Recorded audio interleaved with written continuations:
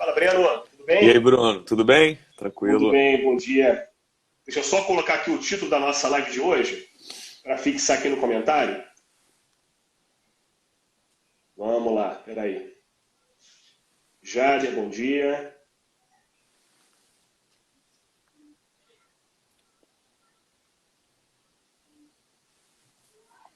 Peraí, agora.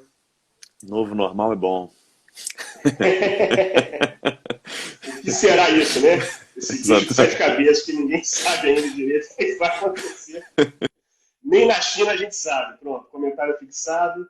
O pessoal já sabe aí qual é o norte da nossa live de hoje. Então, pessoal, bom dia a todos. Vamos começar a live de hoje. Estou aqui com um convidado super especial, prata da casa, né? Breno Papelê, além de um queridíssimo amigo, é professor do Uniló, professor dos cursos de pós-graduação, tem um curso fantástico sobre negociação e, enfim, que eu sou suspeito para falar, gosto muito do trabalho do Breno.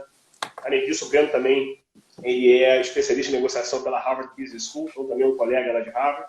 Estivemos juntos em Harvard no final do ano passado, né, em novembro, se não me engano, finalzinho de novembro. Foi.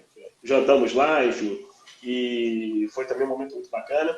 E vamos falar hoje sobre negociação, né, um dos grandes assuntos do momento, né, desse momento muito especial que a gente vive. O Breno também lançou um livro, Pare de Ganhar Mal, que é um tema fantástico, super atual, né, Breno, também. Nesse momento, então, em que todos os contratos de trabalho estão sendo suspensos, enfim, está uma confusão no direito trabalhista muito grande, a gente tem visto muito na parte da advocacia, uma revolução na área trabalhista, né? Está todo mundo renegociando o contrato, enfim, um grande desespero das empresas para tentar se adequar a esse momento. Então, a gente vai falar um pouquinho sobre tudo isso.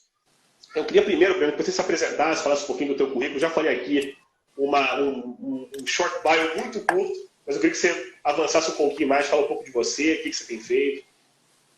Tá bom. Então, eu durante muitos anos eu estive na carreira executiva, então por mais de 15 anos eu trabalhava em empresas em tempo integral, exercendo cargo de gestão, então já fui gerente, superintendente, diretor comercial. E ao longo desse tempo, a minha vida era muito intensa, muito dedicada a negociações. Eu viajava centenas de cidades, dezenas de países, sempre para negociar, para expandir negócios.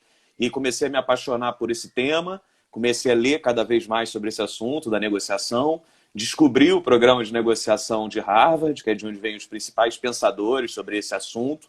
E aí fiz a primeira certificação lá, que foi as negociações estratégicas na Harvard Business School. Depois fiz um masterclass de negociação, que é a certificação mais avançada que eles têm. Foi na Harvard Law School.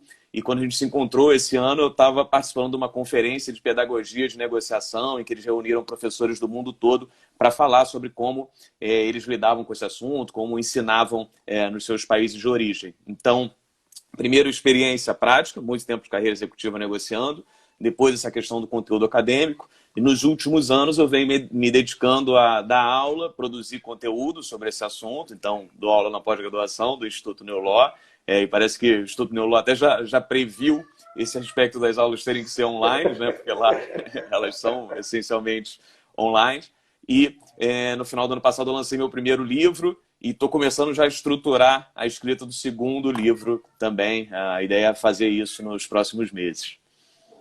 Espero que seja um livro bem alinhado com o nosso momento atual, né? Tudo está acontecendo aí. Eu tenho certeza que vai ter muita inspiração de tudo que a gente está vivendo, né? Certamente. Então, o do ano passado já teve já um título muito inspirador, né? O Pare de Ganhar Mal. Então, assim, Isabela Bom Dia, nossa coordenadora também do Oi, Uniló, Isabel. todo mundo está assistindo. E, Breno, eu queria partir para essa primeira pergunta. A gente fala muito aí na advocacia, em colaboração. A gente fez até uma entrevista com a professora Heidi Gardner, que é de Harvard também, da Harvard Law School, tive aula com ela em 2015, no curso que eu fiz lá de liderança, e ela fala muito sobre Smart Collaboration, então a importância da colaboração para advogados, como os advogados podem realmente colaborar, o quão importante é a colaboração. A Heidi também vai ser palestrante do nosso evento anual, que vai ser online. Infelizmente, a gente não vai poder se encontrar aí, como você também esteve presente no evento do ano passado, em São Paulo. Esse ano vai ter que ser tudo virtual, mas a gente vai levando da forma que dá, e eu tenho certeza que vai ser um evento com uma qualidade até superior ao do ano passado. A gente está se esforçando muito e lançaremos detalhes em breve. Mas falando de colaboração, especificamente, como é que é possível colaborar na negociação? Como é que você vê a colaboração para a negociação especificamente? Tá, eu acredito que o primeiro ponto é a gente definir o que é colaboração, né? Eu gosto de trabalhar com a imagem de colaboração no sentido estreito da palavra, que é colaborar, que é trabalhar junto. Isso não significa que você tem que ser amigo do outro, bonzinho, ceder tudo para ele, né? Então, quando você fala já a palavra colaboração, tem muita gente que já fala, lá vem aquele papo utópico de colaborar, de tentar me convencer a ceder tudo, a não pensar no meu cliente e que todo mundo tem que se dar bem. Não é esse o ponto, né? A colaboração é um movimento estratégico. Eu coloco colaboração como construção. Então, eu preciso trabalhar com um outro negociador para construir valor dentro dessa mesa de negociação, para que haja mais valor disponível a ser distribuído. Então, não tem utopia de achar que vai ser tudo certinho, um vai ceder para o outro, não. Só que existem dois movimentos. O primeiro é construir, é criar valor, e o segundo movimento é distribuir. Se você inverte essa ordem e você já entra na negociação fechado para distribuir, para puxar para o seu lado, você vai fazer movimentos agressivos, você não vai ouvir o outro. Se você é agressivo e não ouve o outro, ele vai passar a ser agressivo de volta, ou a se fechar, ou a também não te ouvir. E aí você, com isso, com essa postura inicial, você já determina qual é o futuro dessa negociação. E eu acho muito interessante, tem um professor de Wharton, que é o Stuart Diamond, e ele fala que os negociadores medianos, eu diria até medíocres, né, eles consideram metade das opções criativas dentro de uma negociação em comparação com os negociadores habilidosos. E ele fala que essa postura de negatividade, ele fala, mais negatividade, menos sucesso na negociação. Ponto final. Então, dito isso, determinando o que é colaboração, para mim o primeiro passo para você colaborar numa negociação é você acreditar que é possível criar mais valor do que existia anteriormente. Tá? Segundo, né, como a gente pode fazer isso? Então, para criar valor, né, e para conseguir colaborar, eu preciso, primeiro, sair de uma disputa simplista de demandas, né, que isso, um dos princípios da negociação de Harvard, é não discutir as posições, as demandas rígidas de cada um e tentar descobrir quais são os interesses e até necessidades que estão por trás dessas demandas. Então, quando eu ouço alguém colocar de uma forma rígida, não, eu quero isso, é isso ou nada, eu tenho que começar a tentar fazer perguntas para entender o que está por trás dessas demandas rígidas, para descobrir qual é o real problema que eu preciso resolver. Porque a demanda, essa posição da pessoa, nada mais é do que a forma como ela acha que resolveria os problemas dela, da forma como ela vê o mundo. Então eu preciso descobrir qual é o real problema a ser resolvido, e o segundo passo para criar valor é tentar adicionar variáveis na negociação.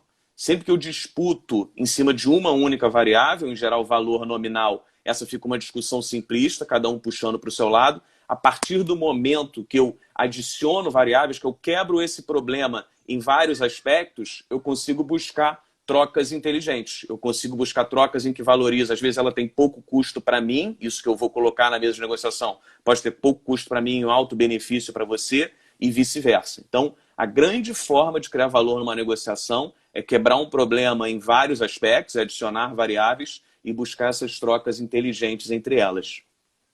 E você também entender que a negociação não é uma briga, né? Como você disse, né? Quando você chega muito refratário, né? Para negociar, não é negociação, né? Negociar é você perder um pouco daqui, ganhar um pouco dali, e as partes elas vão realmente colaborando umas com as outras para chegar, né, numa solução final que atenda as duas partes, né? E esse é o ponto, né? O perder um pouco daqui e ganhar um pouco dali, considera que a gente valoriza as coisas de formas diferentes. Então, eu não necessariamente valorizo todos os pontos da mesma forma que você.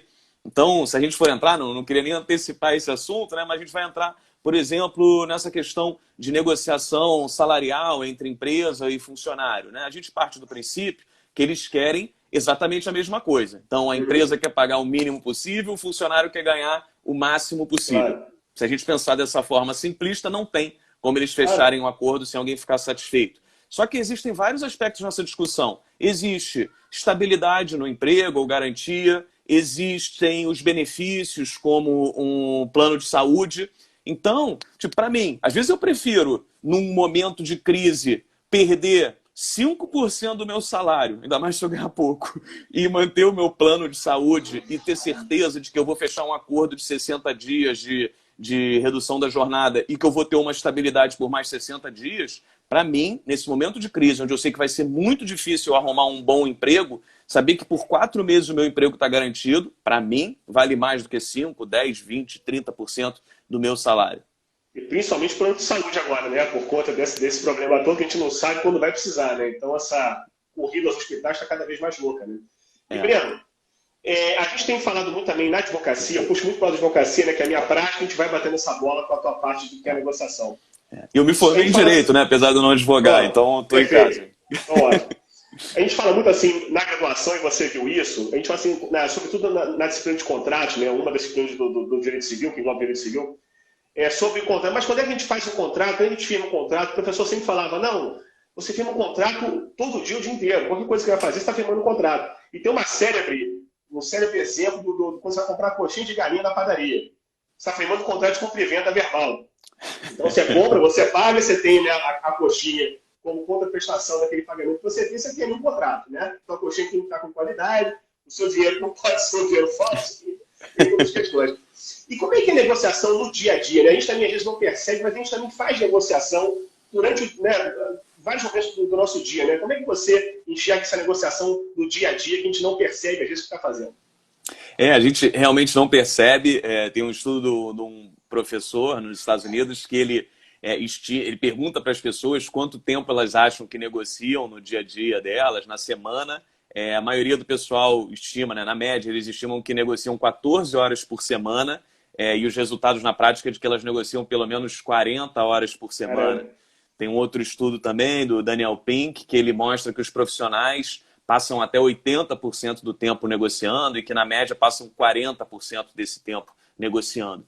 Então, eu considero que quanto mais naturalmente você tratar a negociação, melhor você vai lidar com ela. Então, para mim, a negociação é uma habilidade como outras que eu posso ter na vida. Então, para mim, a negociação é como se fosse uma conversa entre duas partes ou mais partes que têm um problema para resolver. E elas vão resolver esse problema, né? Para resolver esse problema, elas vão ter que entender quais interesses elas têm em comum, quais interesses são conflitantes, como elas vão poder acomodar esses interesses para buscar uma solução que seja mutuamente satisfatória. Tá? E para resolver essa questão, descobrir esses interesses, elas precisam se comunicar. Então, para mim, a negociação ela é muito associada à comunicação. A forma como eu me comunico com o outro e sempre me comunicando, se eu entendo isso, que a negociação é para resolver um problema e que esse problema envolve interesses comuns e conflitantes, sempre a minha abordagem na negociação vai envolver perguntar. Eu sempre vou abordar outra pessoa para entender qual filme passa na cabeça dela, como ela enxerga a situação, quais são os reais interesses que ela tem nessa negociação, quais são as restrições que essa negociação impõe para ela, o que vai ser a dificuldade para ela aprovar isso com outras pessoas depois. Então, sempre que eu me deparo com um problema, eu entro com uma mentalidade de curiosidade, eu preciso descobrir como você enxerga isso e quais são os seus interesses, e a partir daí eu vou tentar construir soluções. Então, assim, isso para mim, eu não paro e falo assim, agora, apareceu uma negociação. Não, para mim é problema, vou entender, vou buscar soluções criativas, vou resolver e vou seguir em frente. É óbvio que algumas negociações não valem o investimento do meu tempo. Então, às vezes, se eu estou numa discussão aqui com você e é uma questão de R$50, de R$100, e eu vou ter que negociar com você, mesmo que seja 10 minutos ou meia hora para conseguir um benefício de R$10, isso não vale o investimento do meu tempo. Então, eu simplesmente vou ou aceitar ou não vou pegar. Não vou entrar nesse processo de negociação. Perfeito. É interessante até você tentar um pouco precificar o teu tempo, né? Assim, quanto que vale, Total. Né? Quanto é que custa o meu tempo, né? Ainda que não seja uma questão profissional, né? Até no dia a dia, né? Um problema até com um delivery qualquer que veio errado o pedido, mas eu vou ligar, o cara não vai atender, ou que veio um tomate a mais na minha comida. Eu penso nisso o tempo todo. De vez em quando acontece isso. Não, pedi quem passar do meu ponto. Não vou ligar para reclamar, até que o prato vai levar 1 hora. Vou comer assim mesmo. Então, assim, e tudo isso faz parte, a gente tem que pensar. Com certeza. Outro ponto também importante, Breno, que a gente tem visto muito também, né, na nossa prática da advocacia, do Poder Judiciário também, isso também é tema de disciplina do law, que é sobre cortes online. Aí eu vou chegar na negociação. Parece um pouco distante, mas eu vou chegar no link com a live de hoje. A gente tem visto uma transição muito grande da prestação jurisdicional, né, da atividade judiciária, que era até pouquíssimo tempo presencial, né, para o online. Por uma questão forçosa, né, de pandemia, os tribunais estão com portas fechadas, mas funcionando os seus sistemas online. Né? Então, agora o CNJ já implementou também medidas de mediação online, de ODR, né, Online Dispute Resolution, então muita mediação sendo feita. O TJ do Rio também tem um trabalho muito avançado nesse ponto com o desembargador César Cury, que coordena essa área no TJ do Rio. E a gente vê também que a advocacia também já está começando a se acostumar com isso. É um processo que é uma ruptura muito grande do que estava sendo feito no passado, né? No passado que eu digo, há 60 dias. Né? Uma coisa de pouquíssimo tempo para cá. E a gente, da noite para o dia, foi obrigado a se reinventar também não só na nossa atividade de escritório, que virou home office, mas também do tribunal presencial para o tribunal virtual. Então, as audiências já começam a ser feitas agora, por sistemas online, sessões de julgamento também estão sendo feitas de forma online, com socialização oral também, que é 100%, o sistema faz socialização oral, os ministros do Brasil, enfim, ou nas suas casas, já assistindo, enfim, você debateu. Então, eu acho um ponto muito interessante. Há umas discussões em relação à advocacia, se isso é benéfico ou não. Eu acho que é benéfico se todo mundo, claro, tiver acesso. O acesso à justiça tem que ser garantido não só para a parte como para o advogado, então todo mundo tem que ter estrutura de internet e tal. Esses são os pontos de dificuldade que eu acho que a gente tem que também trabalhando com calma para chegar num ambiente perfeito. Mas eu acho que é um caminho muito bom que está começando. Então, eu sou super a favor de cortes online, mas tem todo um processo por trás disso para realmente transformar esse sistema numa forma efetiva. E aí eu queria te perguntar um pouquinho com relação à negociação, o que mudou nessa transição aí de presencial para online? Se houve essa mudança forçada ou se isso já acontecia? Quais são as diferenças? Eu me lembro muito de um filme, que eu não sei se é um processo de negociação, vou até te fazer essa pergunta, que eu acho que não é, mas um filme do George Clooney, aquele que ele rodava nos Estados Unidos para anunciar para as pessoas que vão ser demitidas. Que ele demitia, né? Ele fazia isso presencialmente, né? A vida inteira fez isso presencialmente, viajando os Estados Unidos inteiro, que ele tinha um sonho de colecionar 1 milhão de milhas, ele conseguiu juntar 1 milhão de milhas e não gastava aquilo, porque ele queria ser um cara que tinha mais milhas. E aí, de repente, veio uma menina com uma invenção para fazer tudo isso de forma online e tal. Essa menina ia ser aí a negociadora, ou a pessoa que ia avisar as pessoas que elas iam ser demitidas. Então, esse filme, eu lembro dele toda hora, porque foi realmente uma transição para o George Clooney da noite para o dia, teve que aprender a usar a máquina para fazer o trabalho dele. Na negociação, como é que isso tem funcionado? Tá, essa realmente é uma transição difícil, né? Sempre que nas minhas aulas eu pergunto para as pessoas, né, qual o meio de comunicação elas preferem usar para negociar, mas a esmagadora maioria diz que prefere negociar presencialmente. E a vantagem de negociar presencialmente é que você tem uma riqueza de sinais muito grande. Então, tem vários estudos que demonstram que a comunicação verbal, né, exatamente as palavras que nós usamos, representam menos de 10% dessa comunicação. E aí entram também as questões como tom de voz, comunicação não verbal, gestual, nossa expressão, o ambiente. Então, todo tipo de negociação, né, todo tipo de meio de comunicação usado na negociação, ele difere entre si basicamente pela riqueza desses sinais, por quanto você consegue capturar todos esses sinais, ou se é um meio que tem poucos sinais, pela energia que você precisa despender para usar esse meio de comunicação, né, e pelo sincronismo, por quanto essa troca é imediata ou não. Então, a negociação presencial, ela tem esses 3 aspectos. Você tem a riqueza de sinais, então eu consigo falar e saber como você reage ao que eu estou falando, consigo ver suas expressões, consigo ver se você ficou vermelho, virou o rosto, não gostou do que eu falei, né? Ela também permite um sincronismo muito grande, então eu estou falando, você pode me interromper, colocar seu ponto, né? Mas ela também demanda uma energia grande. Para eu fazer uma reunião presencial com você, eu tenho que sair de casa mais cedo, ir até um determinado lugar, pegar trânsito. Então, a negociação remota, por videoconferência, ela é a que mais se assemelha da negociação presencial.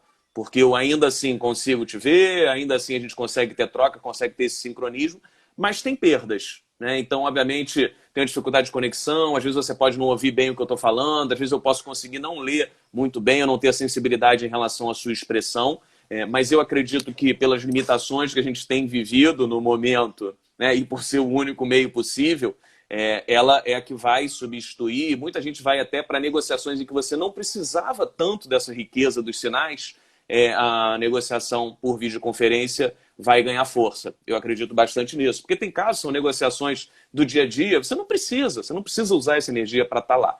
O que eu penso também, então, por exemplo, uma negociação por e-mail é uma negociação em que você não tem nenhuma riqueza dos sinais, né? Porque é só a palavra que você colocou ali, muitas vezes ela ainda vai ser interpretada pela forma como a pessoa leu, pelo humor que a pessoa que recebeu está no momento. Então você não tem o tom de voz, você não tem o gestual, e você não tem um sincronismo muito grande. Mas eu acredito que você pode estrategicamente usar esses meios de comunicação. Então, se eu vou negociar com você, por exemplo, o meu aluguel, eu não quero que você me dê uma resposta imediata. Eu não quero que você trate esse problema como algo menor. Eu quero que você durma em cima desse problema. Eu quero que você pense nos riscos que você teria se eu saísse do apartamento onde você é o locador. Né? Eu não quero que, quando eu esteja falando, você não deixe nem eu expor os motivos. Entendeu? Eu posso ligar e falar assim, pô, Bruno, eu estava querendo conversar com você sobre aluguel. Você vai falar, não mexe com isso aí, não. Eu sei que a crise está ruim para todo mundo. Eu falo, não, então, mas eu queria te dizer que está complicado. Eu falo, não, eu sei, mas está difícil para todo mundo, cara. Vamos lá, vamos tentar seguir. Então, em algumas situações, esse sincronismo atrapalha. Então, para algumas negociações, eu posso preferir mandar um e-mail, porque eu vou conseguir colocar todos os meus argumentos de uma forma embasada, eu sei que eu não vou ser interrompido, e vou fazer também com que o outro pese, eu tenha uma seriedade maior. Então, para a gente escolher qual meio de comunicação é melhor, é importante pesar se o que você quer é sincronismo ou não, se o que você quer é riqueza de sinais ou não, para então escolher. Depende muito do tipo de negociação que você está enfrentando, né? Agora, Exatamente. É difícil para quem não é especialista, né, no dia a dia, ver como é que funciona isso, né? E agora está acontecendo uma série de renegociações de todo mundo, né? O pessoal está renegociando contrato de locação, como você bem disse, porque realmente tem gente que foi diretamente impactada, né? Atividades que foram fechadas, né? Teve um shutdown completo aí, quem é dono de restaurante, quem trabalha com restaurante, por exemplo. Se não está fazendo delivery, ou uma loja, para melhor dizer, uma loja de roupa, e não tem atividade nenhuma, né? Faturamento zero. O pessoal, na vez, tem que renegociar tudo, porque se não fatura, não tem como pagar. Então, a dívida vai passando, né? Daquilo, ela vai descendo, não tem jeito. Então, renegociar a mensalidade de escola, então, está tendo um grande processo de renegociação completa de vários contratos, não só os trabalhistas das empresas. O que você pode fazer, também aproveitando essa questão, como você falou, de às vezes a pessoa não é especialista, não sabe qual meio ela vai usar, ela pode também mesclar alguns meios de comunicação. Então, se, por exemplo, eu tenho uma relação com você, vamos dizer, eu já conheço o meu locador há um tempo, eu sei que ele gostaria de ter conversado comigo, ele simplesmente recebeu um e-mail meu frio pedindo uma redução, isso pode impactar na nossa relação, isso pode até fazer com que ele não queira aceitar o meu pedido, ou também nessa negociação com os funcionários, você simplesmente mandar um e-mail dizendo qual é a proposta e não ter pelo menos conversado com ele, contextualizando a questão, isso pode fazer com que ele se feche. Então você pode combinar essas duas coisas, você pode ligar, fala assim, olha, estou passando por uma situação difícil, queria conversar com você sobre essa questão, só queria te dizer aqui que eu vou te mandar um e-mail mais formal, com todos os pontos, com uma proposta para você analisar. Se você tiver alguma dúvida, me liga, a gente pode conversar melhor sobre isso. Essa também é uma saída, porque você consegue usar o melhor e manter o relacionamento. Eu faço muito isso, até particularmente, até compartilhar uma experiência minha com relação à negociação de contrato de honorário. Olha que coisa interessante. Eu faço uma mescla disso. Por quê? Num cliente novo, por exemplo, né, você vai fechar um contrato novo com um cliente novo. Geralmente, o que eu faço? Eu visito aquele cliente antes até de ter o contrato. Né? Geralmente, o cliente vai ao escritório. Né? É muito comum o cliente ir ao escritório de advocacia. Mas eu gosto de fazer muito caminho inverso. Eu gosto de conhecer o negócio, como ele funciona. Então, é uma siderurgia, é uma farmácia, não sei, não importa. Eu quero conhecer como é que funciona o negócio. Muitas vezes é até desnecessário que você vá conhecer o negócio, como é que ele funciona, para você defender o cliente numa causa X. Mas vale a pena, o cliente se sente prestigiado, ele vê que você quer entender como é que funciona tudo. Os termos técnicos, a gente advoga para uma siderurgia, então os termos como aciaria, ferrugem, coisas assim, tem muito que imaginar e saber se não fosse trabalhar especificamente com o cliente dessa área, desse setor. E a gente faz uma reunião preliminar no cliente, no potencial cliente, vamos dizer assim, e toda a negociação do contrato em si a gente faz, como você disse, por e-mail. Para dar tempo do outro pensar, porque realmente fica uma coisa muito cara a cara, e essa negociação de honorário, né, valor, de bater o martelo é muito difícil, né? Você tem ali uma reunião cara a cara e a pessoa não consegue, não, vamos então propor menos ou mais, não sei o quê, propõe o mesmo valor, mas com outro serviço incluído, enfim. E você tem que dar também para o teu cliente, né, ou, né, estou aqui dando um exemplo, mas para outra parte da negociação, um tempo para ela também fazer maturar aquela ideia na cabeça, né? É o que você bem disse. É. Senão, ela, às vezes, ela pede alguma coisa, às vezes só no reflexo. Às vezes, se ela tivesse pesado um pouco aquilo, ela ia ver que é bom para ela, ou que funcionaria. Às vezes, ela está tão já sugestionada, só porque você disse algo, ela já imagina que é o contrário do interesse dela e já quer rebater. Isso que você falou é bem importante, mesclar os meios e dar tempo para a pessoa digerir a informação também. Exatamente. E com relação à informação, pegando o gancho do que você falou agora, até que ponto vale a pena compartilhar informação ou guardar informação para si? Como é que funciona isso no processo de negociação? Então, como boa parte das pessoas enxerga a negociação como uma disputa, uma mera disputa, como uma batalha, enxerga o outro como adversário, né, existem muitos conselhos de negociação que falam, não, informação é poder, então você não tem que passar informação nenhuma, porque se ele descobrir alguma coisa sua, ele vai usar isso contra você, e as partes acabam se fechando e não compartilhando informação nenhuma. Assim, se eu acho que qualquer informação pode me fragilizar, eu vou me fechar ao máximo, vou vender caro qualquer informação. Só que, como eu disse lá no início, né, existe um problema que as pessoas precisam resolver, elas precisam entender quais são esses interesses em comum e os conflitantes, e para entender isso, elas precisam se comunicar. Então, viu o que acontece? Elas precisam trocar informações, mas elas não trocam porque elas têm medo. Então, o que é importante é pensar que a informação é essencial para resolver esse problema. A comunicação faz parte da negociação e tem que haver troca de informações. O que a gente tem que entender é que tipo de informação pode nos fragilizar. Esse é o ponto todo. A partir do momento que eu entendo esse tipo de informação que me fragiliza, eu sei que eu tenho que proteger essas informações e compartilhar outras que sejam essenciais para criar valor. Para entender quais são essas informações, eu tenho que perceber como funciona a dinâmica de poder na negociação. Tá? Então, o poder, ele é de quem tem alternativas mais fortes. Então, se eu tenho outras alternativas, tipo, se eu não fechar acordo com você, eu tenho várias outras alternativas, eu posso seguir vários outros caminhos e eles vão me satisfazer, eu tenho poder na negociação. Outras questões que impactam a negociação são o tempo que eu tenho para tomar uma decisão e o quanto eu dependo desse negócio. Então, qualquer informação que deixe claro para você que eu tenho poucas alternativas, que eu tenho uma pressão de tempo muito grande para fechar esse acordo e que eu dependo dele, que é uma questão de vida ou morte para mim, elas podem me fragilizar e podem fazer com que você me explore. Então, esses três tipos de informação sobre alternativas, tempo e dependência em relação ao negócio são informações que eu tenho que proteger. De resto, as informações são úteis para criar valor e o simples ato de eu compartilhar de forma geral os meus interesses, dobra as chances de que você compartilhe também os seus comigo e a gente comece a traçar um caminho para resolver esse problema. E até gera uma confiança no processo, né? Quer dizer, quando você abre um pouco o jogo, né? Até onde você pode, né, abrir o jogo, né? Que você tem lá um pacote de informações, vamos chamar assim, que você... Até aqui eu posso abrir, né? Eu posso compartilhar para, de repente, chegar num acordo melhor na negociação. E até gera uma espécie de uma confiança, né, da outra parte. A gente também se abriu um pouco, né? E o diálogo isso aí. melhor.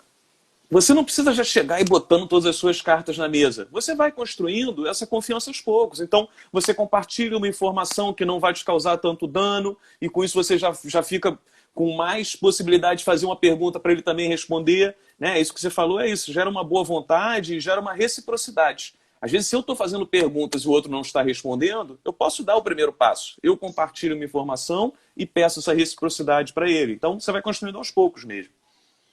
Até porque tem gente que é um pouco mais travado, tem gente que é um pouco mais fácil, né, de falar, enfim. Então, realmente, as pessoas não são iguais, né? Então, às vezes, a gente tem que forçar o outro a dar o passo dele, né? Então, nem sempre a pessoa faz isso. E você tem que ter habilidade também para conversar. Eu vejo que as pessoas, eu ensino o pessoal na fase de preparação, a listar ali os seus interesses e tentar descobrir quais são os dele, e sabendo que você na negociação vai ter que tentar fazer perguntas para descobrir esses interesses, mas não é para você fazer um questionário, isso não é uma entrevista, não, é uma conversa. Então tem gente que fala assim, não, mas por que tal coisa é importante para você? E tal ponto, você aceitaria isso? Eu falo assim, calma, cara, não sei, eu quero conversar. Então você tem que colocar essas perguntas da forma mais natural possível, dentro de um contexto. Né? Tem gente que sabe conversar, mas fala assim, não, é negociação. Aí já desaprende tudo, né? Já não é conversa, né? Exatamente. Então tem que fazer naturalmente. Fazer uma pergunta aqui. Como é que a gente consegue, de repente, você tem uma negociação, você está um pouco mais tranquilo, dá exemplo da gente, eu estou um pouco mais nervoso, quero resolver logo, quero impor as minhas condições e tal. Como é que você consegue quebrar um pouco isso? A pessoa que está mais nervosa, como é que a gente, quem está mais calmo, consegue quebrar um pouco essa diferença? A gente fala muito, até o professor William Ury cita isso, né, que nós temos que ter uma postura incondicionalmente construtiva. As pessoas, em geral, justificam as suas ações negativas ou ruins pelas do outro. Né? Sempre assim, você vai conversar até com os seus filhos, vai falar assim, mas tal coisa. Não, mas foi ele que começou. Mas ele foi agressivo primeiro. Mas ele falou tal coisa. E aí, assim, eu não tenho como controlar a forma como o outro vai me tratar. Mas eu tenho como administrar a forma como eu vou reagir a isso. Então, a gente tem que entrar com uma cabeça, eu sempre penso isso, né? Se vem um negociador colaborativo, que sabe fazer perguntas, que está pensando em satisfação mútua, eu sei que a negociação vai se desenrolar de uma forma muito mais fácil. E se vem um negociador durão, fazendo imposições, eu já penso assim, um dia vai ser longo hoje, né? Ou vai ser um dia ruim de trabalho.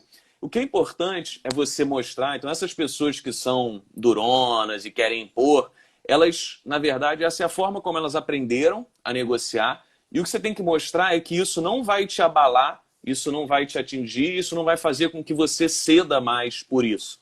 A partir do momento que ela entender que você percebe o que ela está fazendo e que você, mesmo sem ser agressivo, você vai ser assertivo. Então, se alguém estiver impondo, olha, eu entrei aqui, essa negociação é o seguinte, é tudo para mim, nada para você, e só adianto o que eu quero, não me interessa o que você deseja. Isso não é negociação, né? Isso é imposição, né? Eu vou falar assim, olha, legal, esse é o seu discurso, eu também do meu lado estou pensando em agora tudo é minha vez. Mas eu sei que você não vai aceitar. A gente vai ter que construir alguma coisa. E sempre demonstrar, como eu falei, que a questão do poder é de quem tem alternativas mais fortes e não de quem é mais experiente, durão, intimidador, demonstrar que você tem outras alternativas. Falou assim, olha, então acho que a gente pode ter se enganado aqui. Eu sentei aqui porque eu achava que haveria alguma forma da gente acomodar esses interesses e construir uma solução. Mas estou percebendo que não. Às vezes você não enxerga isso agora. Não tem problema. Eu posso seguir o meu caminho. Em algum momento, se a sua situação mudar, a gente pode voltar a conversar. Sempre de uma forma agressiva, não agressiva, sem fechar as portas, mas você tem que demonstrar a tranquilidade que você tem enquanto você não depende desse acordo. Tranquilo. Então esse é um ponto, é reconhecer. Das suas opiniões, né? Eu nem fico chateado com isso, eu só fico frustrado, assim. É triste, mas ok. E acontece muito assim de uma negociação, ela parecer frustrada no primeiro encontro, né? E logo depois você tem uma segunda rodada e aí você consegue resolver. As pessoas, a gente tem que analisar muito, eu falo muito isso, que na negociação você tem que medir a temperatura emocional do ambiente. Né? As pessoas, elas são diferentes em diferentes dias, em diferentes momentos do mesmo dia. Então, às vezes eu vou conversar com você, eu sei que você acabou de discutir com a sua esposa, está brigando com o teu sócio, não sei o quê, chegou um processo que você descobriu, que você perdeu. Essa não é a melhor hora de eu conversar com você, eu vou perceber claramente que você não está com a cabeça aqui. Então, se você entender que você está numa conversa e ela não está avançando e os argumentos estão perdendo qualidade, às vezes é melhor até você parar por esse dia e falar assim, olha, eu acho que o contexto aqui hoje não está legal, não está avançando, vamos cada um digerir um pouco essas informações, a gente marca uma nova conversa, que às vezes você avançar e tentar forçar pode até fazer com que um agrida o outro ou trate o outro de uma forma que ele não gostaria e aí que fica mais difícil ainda você retomar essa negociação no nível saudável. Né? A gente vê muito isso em acordo de processo, acontece muito isso. Você tem uma primeira conversa e advogado é complicado, né? Advogado é um bom negociador, né? Assim, tradicionalmente, mas cada um defendendo o interesse do seu cliente. Então, o primeiro embate é sempre um pouco mais complexo. Né? Ninguém quer perder, né? Então, você quer tentar fazer valer aquele acordo, aquela proposta que você tem, né? Então, um oferece tanto e o outro só aceita X, né? Então, é sempre embate. Né? E aquilo vai, ao longo do tempo, aquilo vai se acalmando, você vira você passa até uma relação de amizade, mas uma relação mais tranquila com aquele outro advogado, né? Com o teu ex-adverso, com outro advogado da outra parte, e vai acalmando. E aí o cara começa a aceitar perder. Né? Então, bom, ofereci 100 mil no acordo. Não, então eu aceito 110, né? Você tem um teto de 110, aí você vai. Mas geralmente o primeiro embate, isso acontece muito em audiência, né? que o problema da audiência é esse, né? Você tem aquele cara a cara, tá todo mundo presencial, né? Não agora por conta da pandemia, mas tava todo mundo presencial ali, olho no olho, uma proposta de acordo, a outra parte já muito brava, porque relembra todo aquele problema do processo, né? Então, sobretudo, o autor tá ali chateado com aquela coisa, aí olha para a cara do réu e detesta o réu, e né, tem ódio mortal. Imagina, aí vem com a proposta de acordo, o advogado, ele não quer olhar para a cara da pessoa. Né? Então, geralmente, já, não, isso não aceita, isso é muito pouco, não sei o que e tal. E, às vezes, na audiência não acontece nada. Não tem acordo, não aceita. Cara, logo depois, os advogados começam a conversar, e vão. É todo um processo de construção que demora, assim, às vezes, meses. Mas acaba se chegando a um acordo. Isso é muito interessante. Demora. Eu considero, como você falou, às vezes essa primeira sessão, essa primeira audiência, ela é muito mais para testar até onde o outro está disposto a ir. Então, eu conheço os fatos do processo, eu conheço a discussão, mas nesse primeiro encontro eu quero saber se esse cara está desesperado, se ele precisa muito desse acordo, qual é a dele. Né? E a negociação, ela envolve... Às vezes acontece isso mesmo. O cara está desempregado. Qualquer proposta o cara vai aceitar. Estou precisando. Então, se tiver, ele dá.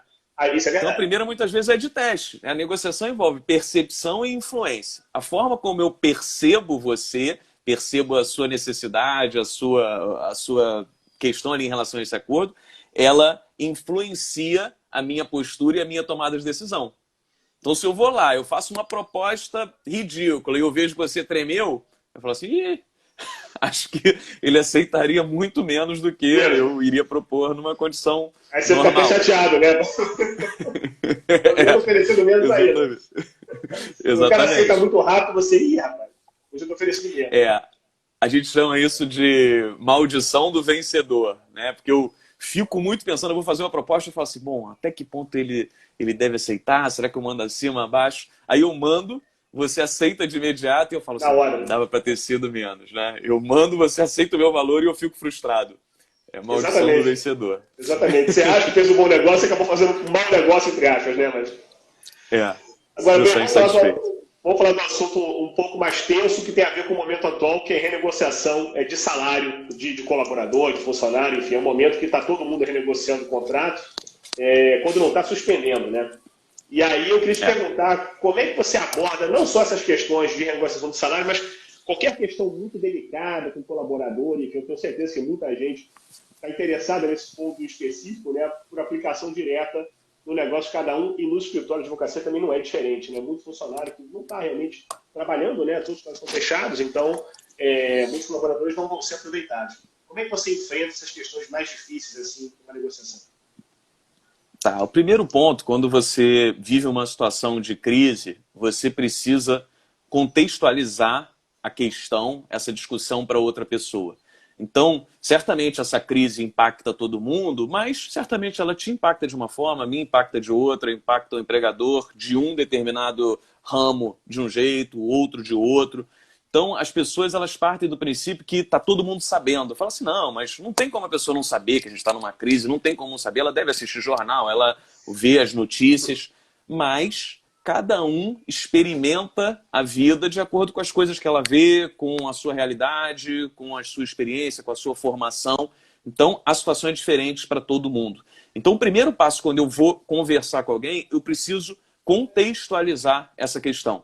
Então, eu tinha falado lá, quando eu vou conversar sobre o meu aluguel, se eu chego para conversar com você e digo que no meu negócio caiu 80% da receita, você vai enxergar a situação de um jeito. Se eu digo que eu sou dono do supermercado, você vai enxergar a situação de outro jeito. Com relação à negociação salarial entre empresa e funcionário, é a mesma coisa. Então, o gestor, em geral, ele não abre essas informações financeiras da empresa, porque ele acha que é ruim que o funcionário saiba, mas num momento de crise, isso é justamente o que pode fazer ele se abrir para a sua argumentação. Então, eu mostrar que a situação está completamente diferente do que era antes, que a receita despencou, que eu estou sobrevivendo, estou só respirando com os olhos de aparelhos, isso com certeza vai dar um tom muito diferente para a conversa. Quer dizer, você pensa no cenário inicial, mostra o cenário inicial para com quem você está negociando, para mostrar, olha, a situação aqui está crítica. Isso aconteceu você tem que colocar todo mundo na mesma página. Porque muitos clientes que foram atingidos, escolas, por exemplo, que foram um impacto muito grande, né? Escolas cujo ensino não pode ser à distância, né? Muito embora A Secretaria de Educação, sobretudo aqui no estado do Rio, por exemplo, já autorizou o ensino à distância, mas fato é que muitas escolas não têm como fazer isso, a educação infantil até vedado, né? Abaixo de 5 anos, se não me engano. Então, eles estão realmente com a escola parada, né? Estão ali com alguns cursos e tal, e reuniões por videoconferência, Google Meet, mas assim, nada que realmente seja a substituição da aula, né? Do ano letivo, que está praticamente perdido o semestre inteiro, né? E aí, por conta disso, com certeza, há uma renegociação também. Então, é muito importante que a escola, o estabelecimento que seja, mostre, né, abra a sua verdade econômica, financeira, enfim, para mostrar, olha, a gente não faturou nada, faturou menos 70%, ou sei lá quanto, de forma que eu não consigo realmente cumprir, honrar com o teu salário, né? Eu vejo, por exemplo, essa questão de colocar a sua perspectiva, isso é basicamente colocar todo mundo na mesma página, né? Eu vejo, por exemplo, uma negociação de um lojista com um shopping center. Tem muito lojista que já chega nessa negociação e fala assim, bom, vamos lá, eu não estou funcionando, então o condomínio do shopping é zero, né? Não está funcionando, o condomínio é zero. Aí do lado do shopping ele vai colocar, vamos lá, mas mesmo sem você estar funcionando, tem lojas que estão operando com delivery e eu tenho que minimamente deixar uma área do shopping aberta, né? Não é uma segurança casa do shopping, trampo ali, achar segurança. Então a partir desse momento você vai mostrando, óbvio que não é um boleto cheio, mas assim, ele também não é zero, não existe zero. Eu não posso simplesmente rasgar todos os contratos de prestação de serviço, eu também estou negociando com os meus fornecedores. Então, a partir do momento que eu começo a colocar a situação, eu vou fazer com que ele enxergue isso pelos meus olhos. Pode ser que ele não aceite, mas pelo menos a gente está na mesma página. É um começo de discussão. E aí, voltando na sua pergunta, né? Então, primeiro ponto, colocar todo mundo na mesma página. O segundo é você enquadrar essa discussão. A gente chama isso de enquadramento na negociação. É você colocar a questão sob a perspectiva que seja mais favorável. Então eu posso abordar, isso muda completamente a conversa que vai acontecer. Então eu posso abordar meu funcionário indo num caminho de mostrar que essa redução de salário ou de jornada e consequente salário é justa, ou que ele não vai perder tanto, ou que vai continuar sendo bom para ele, ou que isso é legal, isso é um enquadramento, isso vai moldar como vai ser a negociação. Ou eu posso chegar e enquadrar a discussão da seguinte forma. Falar assim, vamos lá, eu queria conversar com você porque eu estou tentando manter a empresa viva, demitindo o mínimo possível de pessoas e gostaria de conversar com você sobre uma das formas de fazer isso acontecer. A conversa é outra. Não é, mas você acha que isso é legal para mim? Não, eu não acho. Isso é o que a gente tem que fazer para tentar fazer a empresa sobreviver. Se você pensar em alguma outra forma, eu vou avaliar para ver se isso funciona, mas de acordo com o que eu vejo, já tentei várias outras coisas e esse é um ponto fundamental para fazer acontecer. É como manter a empresa viva, ajustando, né, os contratos de todos para fazer isso acontecer. A discussão muda completamente. Então a gente tem que enquadrar a discussão sobre a ótica que seja mais favorável para os argumentos que a gente queira colocar. A gente fez uma renegociação de acordo sindical em termo aditivo de emergência, em sindicato patronal e laboral, a gente devolve para o patronal, e foi mais ou menos isso, né? Houve uma resistência tremenda, porque tradicionalmente esse setor que a gente trabalha é um setor muito, os sindicatos atuam sempre muito conflitos. Então toda a negociação de acordo coletivo é sempre traumática. Mas agora houve uma necessidade de uma readequação, sobretudo por conta das MPs trabalhistas, né, que foram editadas pelo Poder Executivo Federal. E aí a gente entrou no processo de 2 meses de negociação. Cara, foi assim, foi interessante, mas o embate inicial era assim, dramático. Então, assim, as conversas por videoconferência eram terríveis, e a gente começou a conversar muito por e-mail, exatamente para dar aquele tempo da pessoa pensar. E aí eu fazia uns textos por e-mail, né, eu era responsável por essa parte, mas olha só, a sobrevivência das empresas é a sobrevivência dos empregados. Então ninguém quer defender só o lado da empresa, ou o lado do empregado, todo mundo vai acabar perdendo um pouco. Agora, fato é, se as empresas falirem 100%, no caso do setor de turismo, então que é o setor talvez o mais afetado, né? Se as empresas falirem, fecharem, enfim, acabou a empregada. Está todo mundo demitido, todo mundo na rua. E não tem recolocação. Porque a pessoa faz aquilo há 20, 30 anos e não consegue fazer outra coisa. É difícil se recolocar no mercado numa outra profissão que você nunca exerceu. Então, quer dizer, vamos tentar salvar? Aí, no final, conseguimos um acordo que foi muito bacana, eu acho, para todo mundo, deu super certo. Agora, foi um trabalho tenso, muito tenso. E aí, falo. Não, pode ir, depois eu vou fazer um comentário. Então, e nesse gancho que eu ia te fazer mais uma pergunta sobre emoções, que é exatamente que a gente tem vivido muito nessa parte da advocacia, nessas negociações todas, né? que não são processos de negociação formais, mas são aquelas mais do dia a dia, como você respondeu anteriormente, que a gente está lidando realmente com pessoas com muita raiva, com ansiedade, com frustradas e tal. Depende muito do negócio, né? Como você disse. Cada um está sentindo uma dor diferente, né? Em função de tudo que está acontecendo. E as expectativas para o futuro também são diferenciadas. Então, por exemplo, o turismo vai ter uma retomada muito mais lenta do que outros setores, né? Então, você pensa que pessoas vão viajar só daqui a internacionais. Então, há expectativas já feitas por órgãos do setor de turismo que as viagens internacionais só devem voltar realmente para em dezembro. Se isso acabar agora, né? Se não acabar, a gente não sabe, isso vai demorar ainda mais. Então, você imagina com esse dólar alto, outro nível. O dólar alto, impossível. Ainda dizem que as passagens vão ficar muito baratas no momento exatamente pós-pandemia, mas logo depois elas vão saltar de preço e vão ficar altíssimas.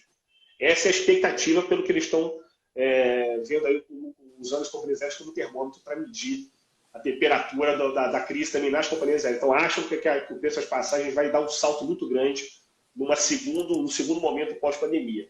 O que é muito preocupante. Então, assim, é um setor que está todo mundo frustrado, tendo que se reinventar, não se sabe como. Estou dando aqui o exemplo do turismo, que é um setor muito impactado. Mas a educação também não é diferente, e dentre outros setores também.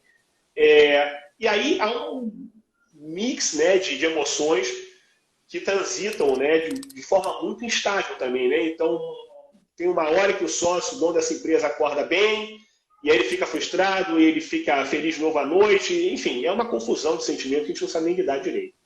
E como é que a gente lida com as emoções numa negociação, sobretudo em momentos de crise como esse, que é a maior crise da história, né? Era comparada com a Segunda Guerra Mundial, mas agora já retrocederam um pouco, sendo comparada com a crise de 29. E não vai me assustar se for classificada como a maior crise da história do mundo. Então, é um momento que, infelizmente, a gente está vivendo nele. Né? Os livros de história vão ser reescritos, né? É um momento diferente.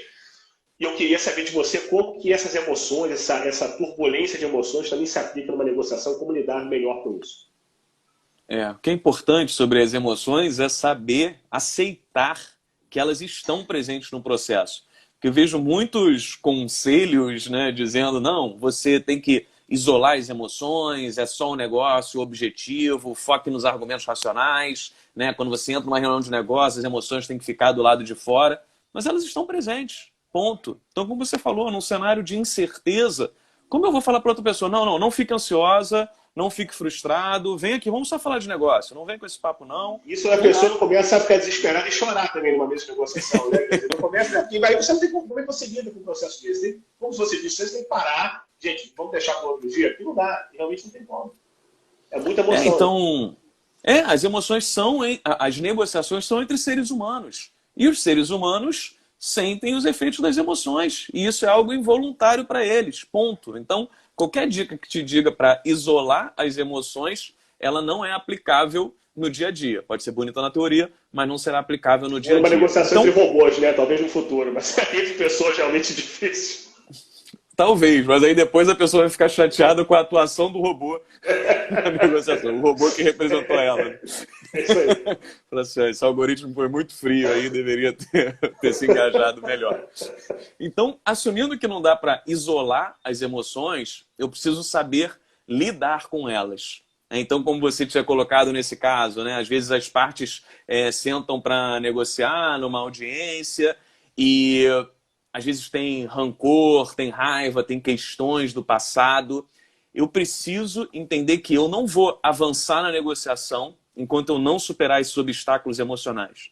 Já cansei de ver em negociação que estava com alguém da minha equipe e eu via que tinha uma questão ali, tinha uma questão mal resolvida anterior e a pessoa ficava, não, mas olha só, essa proposta então eu te dou mais 5% de desconto, então você não aceita assim? Forçando por argumentos objetivos e fica aí, não, mas como é que você não enxerga? Tipo leilão, Isso é um né? maravilhoso acordo. E fica assim, não, mas é ótimo para você, como é que você não consegue enxergar?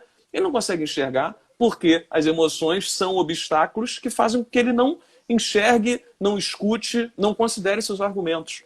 Então, eu preciso entender que, a partir do momento que eu perceba que há algo de errado, que a pessoa está sob efeito das emoções, de errado que eu digo no meu sentido racional, eu preciso trabalhar para resolver essas questões. Pode ser que eu tenha que fazer um pedido de desculpa, Pode ser que eu tenha que entender o que aconteceu lá atrás e explicar melhor para mostrar que não foi exatamente isso, ou que não foi a minha intenção, pelo menos. Pode ser que eu precise educar a pessoa para ela enxergar esse cenário de uma outra forma. Às vezes ela não aceita um acordo seu porque ela ouviu dizer que dava para conseguir uma coisa 10 vezes melhor. E você precisa mostrar, através de referências claras, falar assim, olha, não existe nenhum precedente que seja nesse sentido. Então, se houver, eu estou disposto a considerar, mas não existe. Vamos tentar encontrar juntos. Então você precisa trabalhar para remover esses obstáculos emocionais e aí sim avançar. Então não se resolvem questões objetivas sem superar obstáculos emocionais. Eu preciso saber lidar com as emoções. É muito difícil. O Breno, a gente está caminhando para o final da nossa live. Daqui a 7 minutos o Instagram derruba nossa conversa. Tem uma última pergunta para você, que é a seguinte. O quão importante é a gente se antecipar ao movimento? Isso é quase um jogo de xadrez. Quão importante é a gente se antecipar ao movimento do outro? Eu te dou um exemplo aqui na advocacia. Eu até falei isso numa live que eu fiz com a Isabela na semana passada, se não me engano. Contrato de honorário, né, muitos estão sendo renegociados, os clientes que são impactados diretamente pela pandemia, né, com o encerramento da suspensão das atividades, estão querendo renegociar alguns contratos. E aí ele já faz uma reunião e propõe uma redução de contrato, vou aqui chutar, de 30%. Olha, o que eu consigo pagar agora, até abre lá as finanças, como você disse, olha, está aqui a situação é essa, faturando X, realmente esse mês foi horrível. Tá? Será que não seria importante, interessante, de repente, o advogado prevendo que isso aconteceria, dependendo do setor que aquele cliente trabalha, ou funciona, enfim, se antecipar e, de repente, oferecer um desconto de 5% ou de 10%, que talvez não impacte tanto nos honorários que ele receba, mas que certamente é muito menor do que 30%. É difícil também você virar para o seu cliente no momento desse de crise, olha, eu não aceito 30, só aceito 5, que fica muito distante, né? Então, talvez você vai ter que aceitar 15 ou 20, né, numa negociação.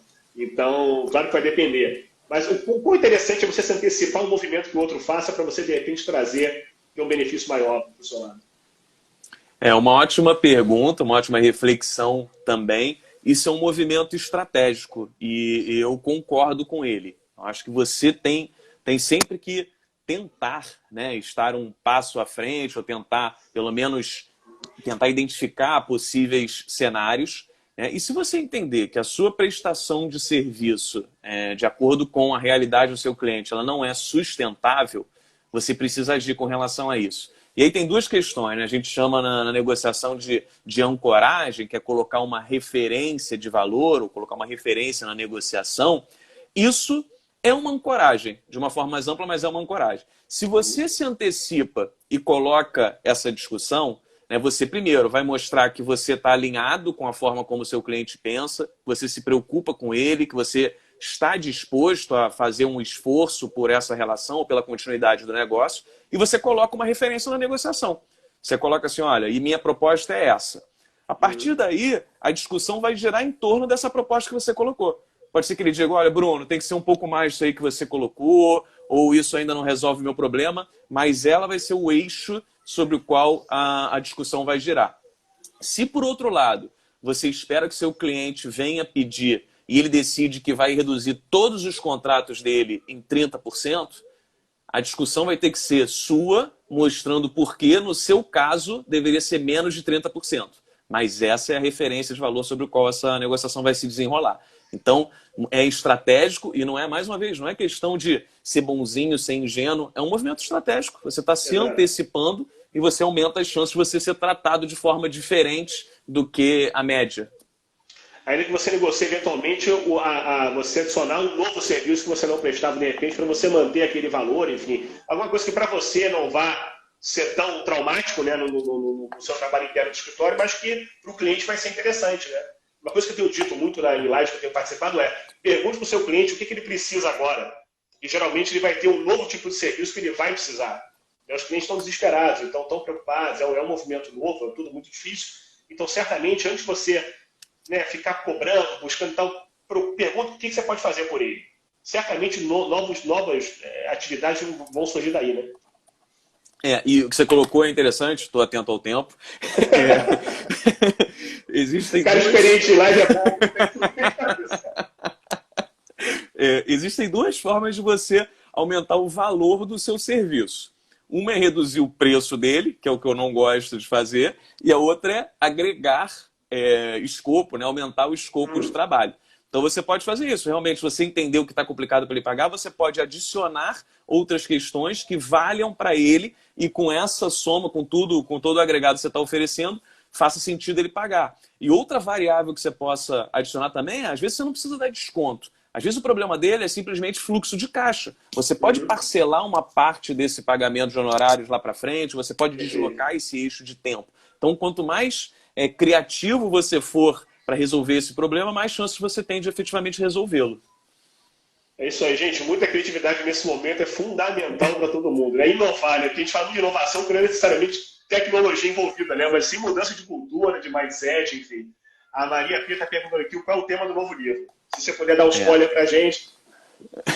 Tá, Maria Pia, colega nossa, ela tem o perfil lá, o Direito para Não Advogados também. O tema do novo livro vai ser os 5 pilares da negociação, que eu sempre apresento a negociação baseada em 5 pilares, então vai seguir exatamente a linha que eu sigo nas minhas palestras, cursos, workshops, mas sempre com lições práticas, né, para associar sempre os conceitos e pesquisas ao dia a dia, para permitir que as pessoas apliquem essas lições no dia a dia delas. Muito legal. Breno, queria te agradecer então, temos alguns segundos. Obrigado pela tua participação, pelo teu tempo. Desejo muito sucesso e te parabenizar por todo o seu trabalho. Valeu, Bruno. Foi ótimo. Acho que o pessoal agregou bastante aí para eles também. Obrigado pela condução. Eu gostei bastante. Imagino, um prazer sempre. Pessoal, essa live vai ficar gravada no IGTV, no YouTube e vai virar o podcast no nosso Spotify, tá bom? Obrigado a todos. Um bom dia. Breno, abração. Obrigado. Valeu. Abraço. Tchau. Abraço. Tchau.